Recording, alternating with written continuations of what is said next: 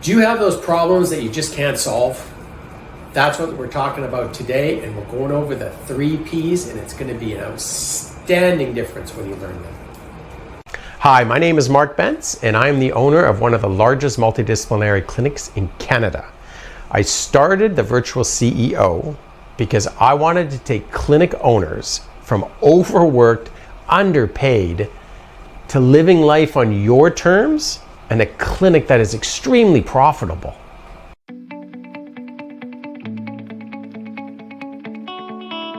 Okay, when I talk about the 3 Ps, I'm talking the word permanent, the word pervasive, and the word personal. Now, you deal with a lot of problems. And most of your problems, boom, boom, boom, you can just deal with them. But there are some that continually grow or just nag you, and you just can't get through them. And I want you to look at these 3 words because they're probably causing you not to solve that problem. The first one is permanent. And as problems grow, when do you want to solve that problem?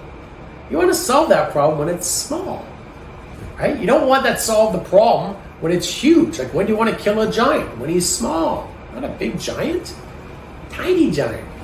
That's when you want to do it. But in problem solving, you'll have a tendency to say, oh my God, this problem's permanent, man. It's never going to change. And that's creating the psychology in your head that it's going to just become worse. It's just going to grow. You can never get out of it. And if you start to say that to yourself, if you're saying things like, it's never going to change, I don't know how I'm going to get through this, you're creating that permanence in your ability to solve the problem, which is a huge roadblock. Because here's the thing, nothing's permanent. You're not permanent. I'm not permanent. We're born, we die. There's 4 seasons. Summer's not permanent. Winter's not permanent. COVID's not permanent. Nothing's permanent. So remember that. If you've whipped yourself into a frenzy thinking it's never going to change, trust me, it will change. But you got to get out of that psychological place that overwhelms you, because the giant is growing. When you say that, the giant is getting way too big. So please understand, permanent. Nothing's permanent. Everything changes. Number 2, if you're saying things to yourself like, oh my God, everything is a disaster. Oh, geez, I can't, all of these things, it's just, nothing's working. If you're using words like that or phrases like that, it's becoming pervasive, which means you're bringing so many other things into the mix. So an example, and this was, I can't remember now, but maybe a couple years ago. It was like at COVID, and I wasn't in my most resourceful state. And I remember coming to the clinic, and I was just like, oh my God, like everything's going wrong. Really? It's not everything. Like, it really wasn't. And I remember Emma telling me, it's not everything. What are you talking about? And I'm like, well, this is actually what's going wrong. And it was one of the front desk staff, and they made a booking error, and that created a complaint, which then pissed, of course, me off and the therapist off. And I compounded in a weak moment, and that's what happens in weak moments when these things are allowed to stir in your brain. You have this tendency to say nothing's working. Now, of course, she had the brilliance to say, but we've got another 50 therapists working. They're doing amazing jobs. Look at all these incredible reviews that are piling up and have been doing so day after day, month after month, year after year. Look at the amazing admin staff booking all those appointments every hour after hour after hour. And I was like, you're right. I got myself so carried away, thinking that it was so pervasive that the whole place was just a disaster.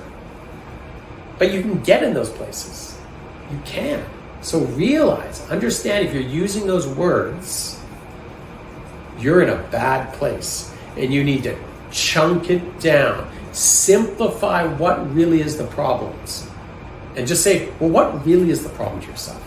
And then write it down. And then what really is the problem with that? And what really is the problem? Ask yourself 4 times. And you're going to get to a very simplified laser issue. And then you can address that.